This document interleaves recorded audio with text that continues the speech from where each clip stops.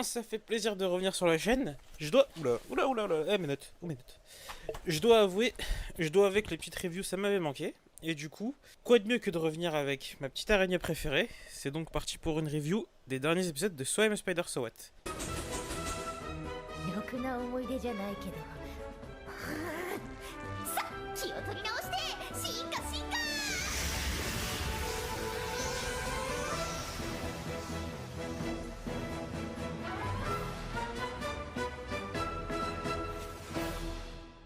Salut, c'est Fat Black, et aujourd'hui, review des épisodes 20, 21, 22, 23 et 24 de So I'm a Spider So What. Des épisodes qui, concrètement, m'ont laissé avec un avis assez mitigé sur la série. Je reviendrai sur la série dans sa globalité dans un bilan de la série, et cette fois-ci, ce sera une vidéo séparée de la review finale. Dans cet épisode, je passe en revue mon avis de chacun des épisodes. Je pense que je vais me montrer succinct sur chacun des épisodes au vu du nombre d'épisodes que j'ai à traiter. Et au vu du nombre de vidéos aussi que j'ai à faire. Mais du coup, je reviendrai quand même sur la série dans sa globalité, dans un temps qui sortira normalement dans pas très longtemps, au moment où vous verrez cette vidéo. Du coup, concernant le 20e épisode de la série, eh ben, cet épisode, il était assez sympathique. Du coup, pour rappel, c'est... j'ai pas les titres sous les yeux, désolé. Mais pour rappel, le 20e épisode de la série, c'est un épisode où on apprend pas mal d'informations sur Oka.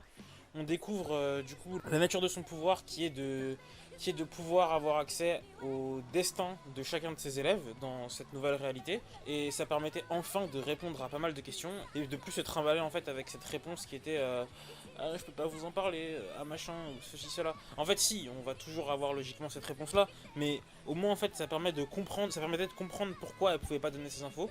Parce que bah tout simplement son pouvoir ne lui permet pas de le faire. Voilà. Et ça expliquait aussi le fait qu'elle ait accès à un certain nombre d'informations sur les personnages réincarnés. Du coup ça c'est cool. Par contre, ce qui est intéressant, et du coup qui serait pas logique, au vu de la fin de cette saison en fait, parce que je vais rebondir aussi sur les épisodes entre eux, c'est que en fait dans les premiers épisodes en fait on voit que Oka nous dit que Wakaba est morte. Et en fait ce qui se passe, c'est que dans le tout dernier épisode, dans le 24e épisode, on voit Oka, Shun et les autres personnages qui sont face à Wakaba, qui sont choqués de la voir, tout simplement parce que, bah, a priori, elle était crevée. Du coup, qu'est-ce qui se passe? En fait, le truc c'est, vu que maintenant on sait que Wakaba c'est White, il y a un truc qui colle pas. Ou si Wakaba c'est White, mais qu'en même temps Wakaba est censée être morte, d'après le pouvoir d'Oka, il y a un truc qui cloche. Donc concrètement, j'attends pas mal d'informations quant au pouvoir d'Oka, ou alors à ce que Wakaba a pu faire, ou voilà. Je me pose quand même un certain nombre de questions. S'il vous plaît, pas de spoil dans les commentaires. Juste, je veux le savoir, je suis curieux, c'est tout. Pas de spoil dans les commentaires pour ceux qui savent. Ensuite, concernant du coup ce 20e épisode, il était aussi cool je trouve, parce que on a pu voir Wakaba qui profitait pas mal en fait. C'était assez fun de la voir en avoir rien à foutre des règles concrètement et de faire sa vie. Sauf que bon, à en avoir trop rien à foutre des règles, elle a tué un émissaire du pays d'Oth et engendré une guerre. Guerre qui du coup va prendre la majeure partie des épisodes suivants. Même si en fait il y a deux guerres qui se passent en même temps, mais je reviendrai dessus quand je parlerai du 21e épisode du coup. Et ouais, c'était aussi cool en fait de voir le retour de l'admin que j'appelle Gili Gili. Désolé, son nom est un peu trop compliqué pour être prononcé. Et ouais, en fait, c'est assez marrant de voir en fait tout le poids et l'impact que Wakaba est capable d'avoir dans cet univers, et le fait que d'autres personnages, en l'occurrence Gili Gili, bah en aient conscience. Ça, c'est bizarre, ça décrédibilise un petit peu genre le personnage quand je l'appelle Gili Gili, mais je peux pas m'en empêcher, c'est comme ça. Voilà.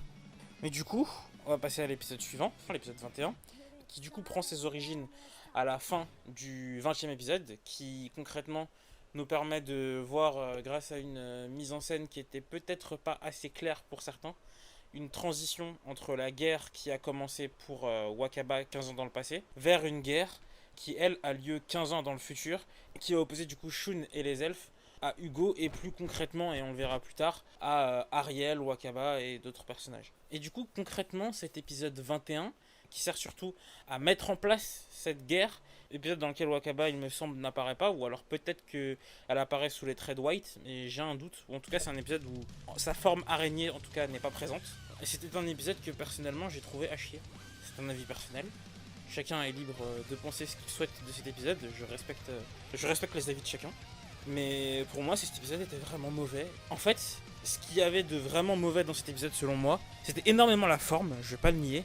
L'animation dans cet épisode, pour moi, elle était juste scandaleuse. Il y a eu également des problèmes, selon moi, de narration. La mise en scène, qui est censée servir la narration, elle était, à mes yeux, assez pourrie. On voit des personnages qui vont te balancer une petite phrase comme ça, en mode ah, ça serait marrant de retrouver tel personnage, pour que 5 minutes après, tu retrouves ce personnage.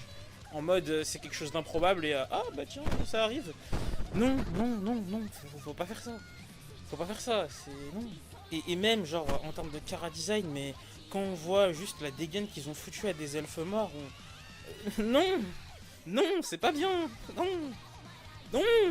Et putain, et ça c'est un défaut qui concrètement va revenir pour tous les épisodes restants en fait. La CGI, mais non, enfin non. Sur Wakaba ou sur des monstres plus globalement en fait, la CGI c'est quelque chose qui peut passer, c'est quelque chose qui même était plutôt réussi, je trouve, jusqu'ici dans pas mal d'épisodes, excepté pour quand même certains monstres, et je reviendrai dessus dans mon bilan de la série je pense. Mais là, la CGI sur des humains, ça passe pas, enfin, comment dire, ça peut être justifié par 36 000 raisons. Le studio a même fourni des explications quant au pourquoi la saison était aussi mal animée à certains moments. Mais je suis désolé, quand moi je regarde la série, et quand quelqu'un du coup dans plusieurs années regardera la série et omettra, et aura juste en fait pas connaissance des contraintes qu'il y a pu avoir autour de la création de la série, bah je suis désolé mais c'est moche, c'est vraiment moche, c'est vraiment dégueulasse. Le concept de CGI en soi me dérange vraiment pas, je pense qu'on peut faire de très belles choses en CGI, mais là en fait le fait d'alterner entre la 2D et la 3D et la gestion qui est faite de la 3D, mais c'était pourri. Et franchement, le fond compte plus que la forme pour moi dans une série, mais il y a un moment donné, non, enfin, il faut une forme minimum quoi. Là c'était pas acceptable. Pour moi, il y aurait dû avoir, comme pour pas mal de séries en ce moment en fait, comme pour le second cours de Mushoku Tensei, ou comme pour récemment la seconde saison de Tate no Yusha Nariagari, The Rising of the Shield Hero si vous préférez. Pour moi, il y aurait dû avoir un report de la deuxième partie de la saison 1 de So I Am a Spider So What, faire un second cours mais plus tard, ça aurait été bien mieux. Il y avait d'ailleurs eu une pause entre les deux parties, il me semble qu'il y avait eu une semaine sans épisode. Bah, plutôt que faire une semaine, ils auraient dû faire une saison, à mes yeux, et fournir des épisodes vachement mieux animés. Je sais que ça implique énormément de contraintes budgétaires, ou qu'il y a pas mal de choses dont j'ai pas conscience qui font que c'était peut-être pas possible. Mais là, pour ces 3 épisodes, je passe du temps dessus parce que c'est vraiment un reproche que j'ai à faire aux 4 derniers épisodes, pardon.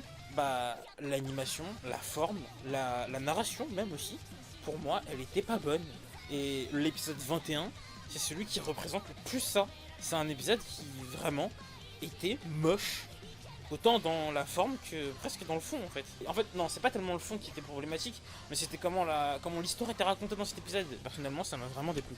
Concernant l'épisode 22, on revient sur des bases qui étaient quand même un peu meilleures à mes yeux, puisque on revient avec une Wakaba qui nous fait des blagues, mais de qualité suprême. C'est franchement Wakaba reporter, c'était tellement marrant, c'était tellement génial. Je kiffe, j'ai kiffé. 横殴りの血の雨がこの後も激しい風と血の雨が予想されます。お茶の間の皆さん、くれぐれも戦場への外出はお控えください。以上、現場。Ce qui était aussi cool, c'était de voir une petite mise en avant du lien qu'il pouvait y avoir entre Gilly Gilly et Ariel au cours d'une petite discussion où on voit que lui et Ariel se connaissaient par le passé.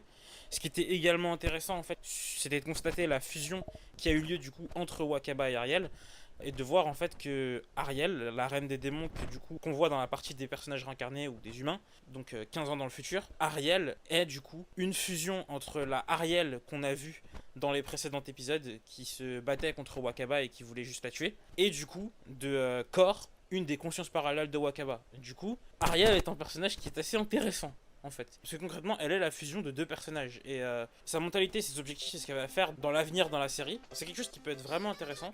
Et j'en attends beaucoup pour la suite de la série, si suite il y a. Ce qui se passait également dans cet épisode, c'est qu'on a eu le droit à une confrontation entre Yamada et Hugo. Déjà, c'était moche. Encore une fois, enfin, visuellement, c'était pas beau. Dans le fond, ça raconte pas grand chose. Je veux dire, Hugo, ses motivations, mais moi personnellement, à ce stade de la série encore, je les comprends pas, ou en tout cas, ce que je comprends, en tout cas, je le trouve assez bidon. C'est un mec qui juste fait preuve de beaucoup trop d'ego et qui est pas capable d'accepter qu'il y a un de ses potes qui est potentiellement plus fort que lui. C'est navrant, et le mec en plus pour ça, il est prêt à tuer ses potes, tuer sa prof, tuer tout le monde. Ouais, non, enfin, il fait pitié un peu, enfin, il s'est fait un peu manipuler aussi par Sophia et tout, mais ouais, dans le fond en fait du personnage, je comprends pas. Ce mec, je le comprends pas. Voilà. Ensuite, un des défauts que j'aurais à donner aux deux parties de cet épisode, en fait, c'est que on est face à des guerres qui, pour moi, sont sans impact émotionnel. Que ce soit la guerre qu'il y a dans le futur ou la guerre qu'il y a dans la temporalité de Wakaba, je ressens absolument jamais l'impact qu'il y a pour ces guerres. Je vois des soldats qui se font buter à tour de bras, mais j'en ai rien à foutre. Et très franchement, j'ai même des fois du mal à comprendre réellement la visée de ces guerres en fait. Parce que vers la fin du coup de la série, dans l'épisode 24, on comprend que oui, l'ennemi c'est les elfes, et du coup on peut saisir la teneur de la guerre qui se passe dans le futur, et on peut comprendre que c'est Ariel et White, et du coup Wakaba, qui ont fomenté cette guerre pour parvenir à trouver Petit Mas et à le tuer. Mais je reviendrai dessus quand je parlerai de l'épisode 24. Mais concrètement, ces guerres avant cet épisode 24, et du coup on les voit pendant vraiment plusieurs épisodes. Moi quand je les voyais, le contexte de la guerre, déjà j'en avais rien à foutre. Et ce que je voyais surtout en fait, c'était 10 pauvres personnages à peine qui se battaient dans des lieux vides pour des raisons bidons. Ça c'est plus pour la guerre du futur. Mais dans la guerre du passé, ouais, meurtre d'un émissaire qui conduit à une guerre, je vois la guerre se passer en 2 secondes. C'est comment les bails. Enfin, ok, on sent qu'il y avait plus ou moins une volonté déjà de lancer une guerre et que c'était un prétexte, mais même ce contexte-là, en fait, je l'ai pas ressenti dans la série. Et en fait, vu que ça c'est une partie qui est, enfin, vu que c'est dans une partie qui est focus pas mal sur Wakaba, j'ai pas compris en fait ce que cette guerre racontait par rapport au personnage de Wakaba. Entre Ariel et Wakaba, il se passe des choses dans cet épisode. Il y a leur combat qui mène au moment où Ariel utilise la magie des abîmes, ou des abysses, j'ai un doute, sur Wakaba et la pulvérise.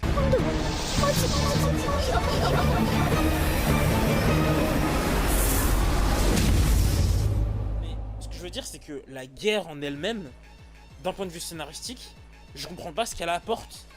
Je vois vraiment pas. Enfin, elle tue des humains et ça lui fait monter de level, mais c'est tout.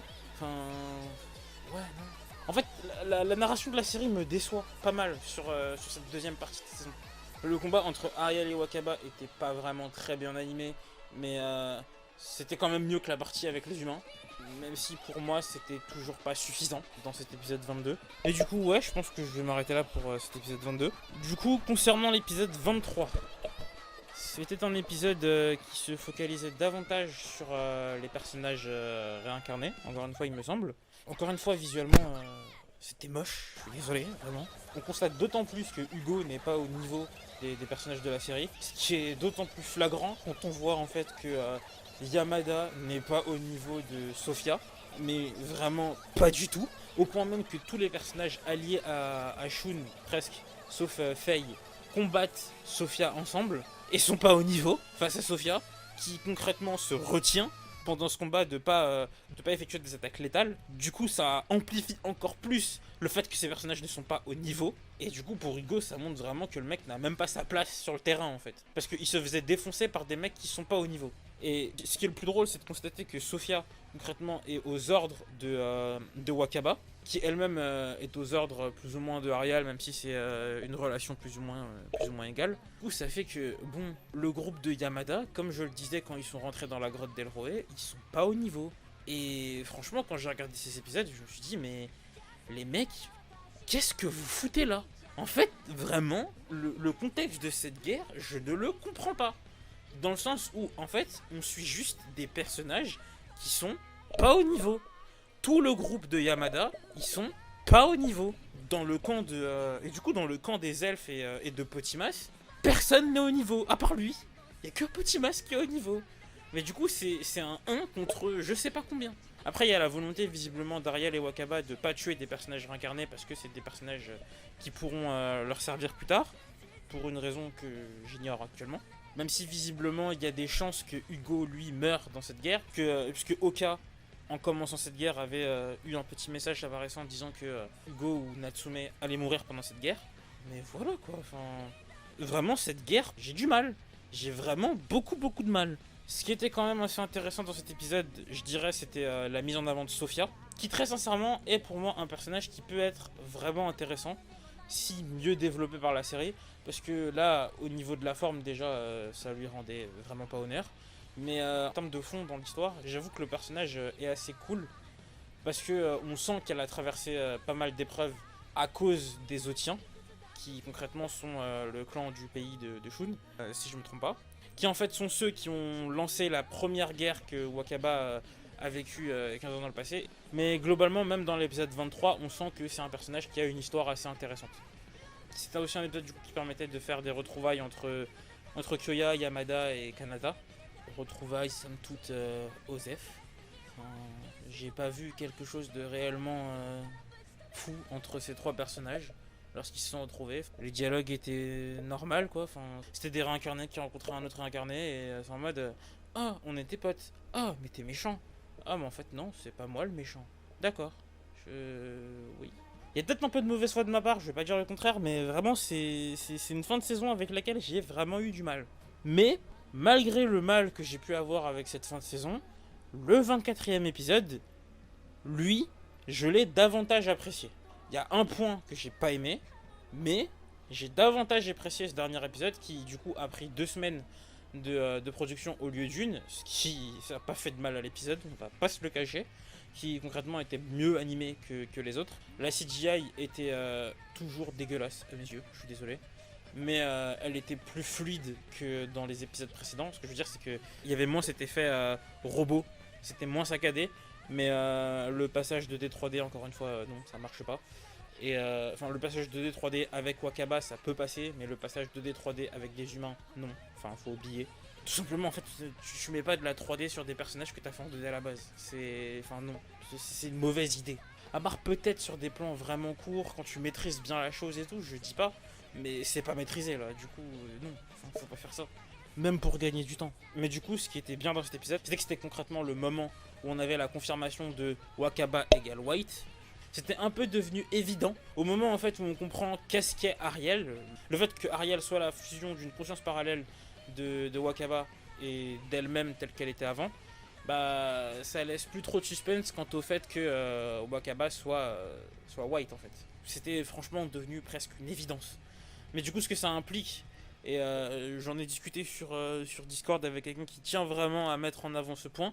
Du coup, je le mettrai en avant, en hommage quelque part à ces longues discussions qu'on a pu avoir sur la série. Que concrètement, ça a pour conséquence de mettre bien en avant le fait que pour la partie de Shun, l'antagoniste, c'était Wakaba. Wakaba qui pour nous était le personnage principal depuis le début de la série. Et ça met en avant pas mal le fait que la série suit pas mal d'angles de vue. Et que concrètement, dépendant du point de vue où on se situe, les protagonistes et antagonistes ne sont pas les mêmes. C'est-à-dire que si on se place du point de vue de Shun, Wakaba, c'est une connasse. Potimas, c'est un allié. Si on se place du point de vue de Wakaba, Shun, c'est pas un méchant, mais c'est pas forcément un allié non plus. C'est plus, limite, je dirais, une gêne. Potimas, par contre, c'est un connard. Du point de vue de Potimas, on sait pas. Parce que on sait que Ariel l'embête, on sait qu'il veut utiliser les personnages réincarnés.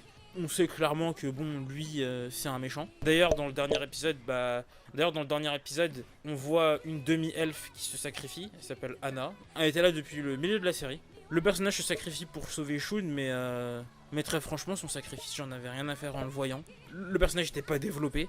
Du coup, voir un personnage pas développé, qui a pas de fonction, se sacrifier, bah, c'était comme voir un des soldats random se sacrifier et mourir en fait. Du coup, dans l'animé, parce que tout ce que je dis depuis le début de cette vidéo ne concerne que l'animé, mais du point de vue de l'animé, ce personnage, il était Osef. Peut-être que dans le manga et dans le light novel, c'était mieux fait.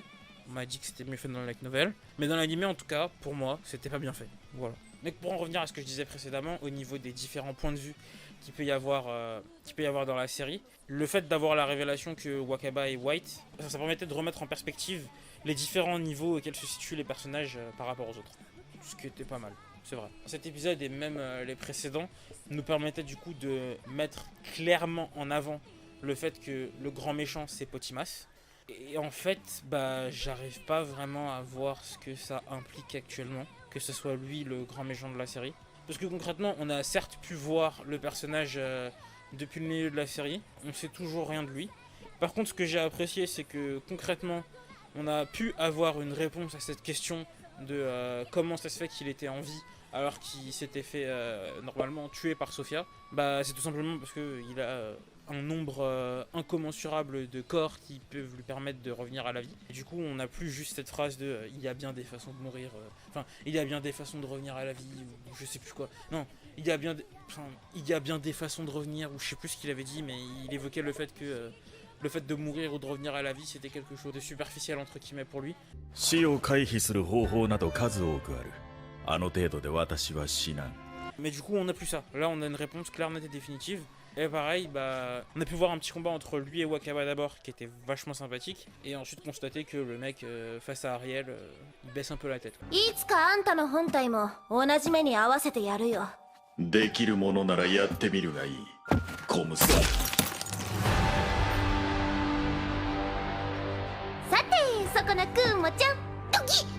Et non, voilà, ça permettait aussi de mettre en avant la relation du coup entre Ariel et Wakaba, qui dans cet épisode deviennent concrètement des alliés. Voir ce que leur alliance va faire dans une possible saison 2 m'intéresse pas mal, puisque concrètement la saison 2 et plus, ça aura pour but de voir comment on en est arrivé à là où on en est actuellement en animé quand on se passe du point de vue de Ariel et Wakaba maintenant du coup.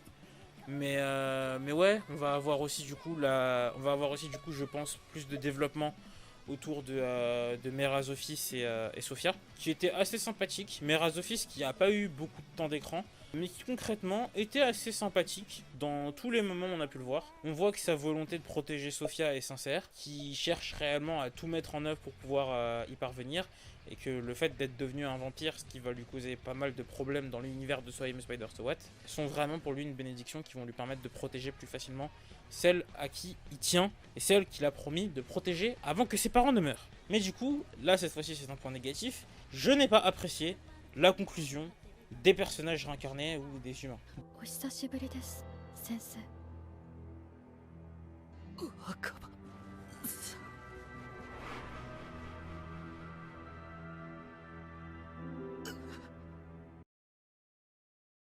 De façon concrète, la fin de Wakaba, elle, me satisfait. On a pu réellement avoir la conclusion de pas mal de points concernant le personnage, la révélation sur son identité dans l'avenir, le fait qu'elle est white concrètement, et la conclusion de pas mal d'arcs narratifs la concernant a pu être effectuée.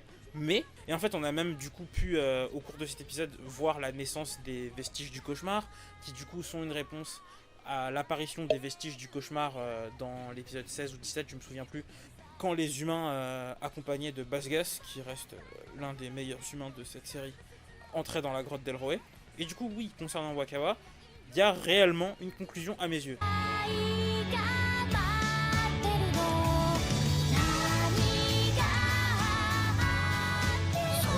でも世界を救うヒーローとか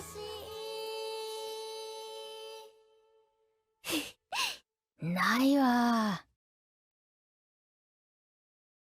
Par contre, concernant les personnages réincarnés, bah j'ai pas eu ça. Certes, il y a eu une petite conclusion au moment où Yamada s'est évanoui et a du coup pu voir l'interdit et avoir du coup les réponses qui lui manquaient et potentiellement grâce à elle comprendre les actions de Wakaba et pourquoi mener ces actions.